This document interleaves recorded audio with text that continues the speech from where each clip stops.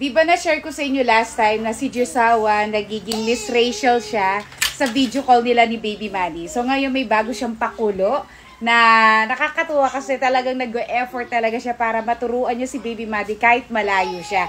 So yan, ipapakita ko sa inyo kung ano yung bagong pakulo niya sa video call nila ni Baby Maddie. So, hi Jusawa! Hello! Hello! Pakita mo, ayan, nagprint po siya ng mga alphabets, ayan, para maturuan niya na maayos si Baby Maddie kapag ABCD time. O, diba? Believe ka ba? Nakakabilib kasi kahit malayo siya, maraming paraan daw para maturuan niya si Baby Maddie para may ambag daw siya sa learning ni Maddie. Nakakatuwa lang kasi parang kami pa lang ata yung gumawa nito na LDR tapos kaya niyang turuan si Maddie kahit video call lang silang dalawa. Parang kami pa lang yung gumagawa nito. Wala pa akong nakita na ganito. So, ayan, titignan natin kung effective kay Baby Maddie yung ABCD na pinrint niya. So, ayan, tawagin natin si Maddie. Maddie, dada na, oh, dada.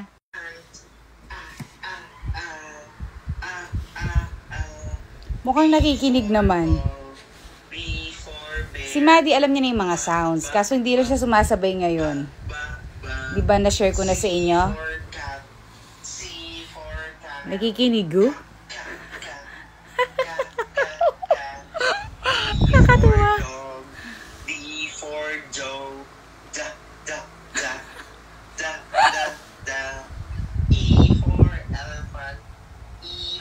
Nakikinig talaga siya. Naku mga mamis, gawin nyo to. Yung mga may ka-LDR dyan na habibi, ipagawa nyo sa kanila to kasi effective talaga. What is the sound for A?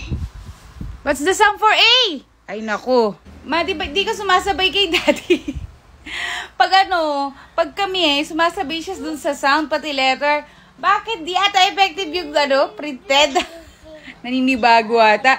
Maddie, ayan o.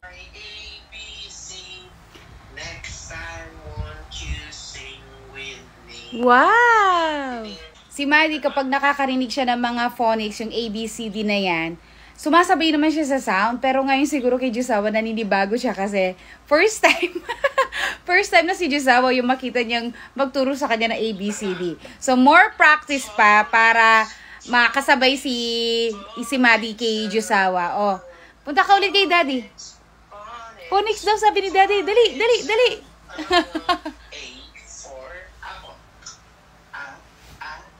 Naninibago siya. Daddy, oh. Para bawas ng trabaho ni Mami sa'yo. Si Daddy na magturo. Dali, punta kay Daddy. F for fish. Ganap na ganap. Ganap na ganap. Daddy, oh. Nakikinig naman siya. Importante naririnig ng bata. Kaya yung mga ka-LDR dyan, ipagawa nyo to.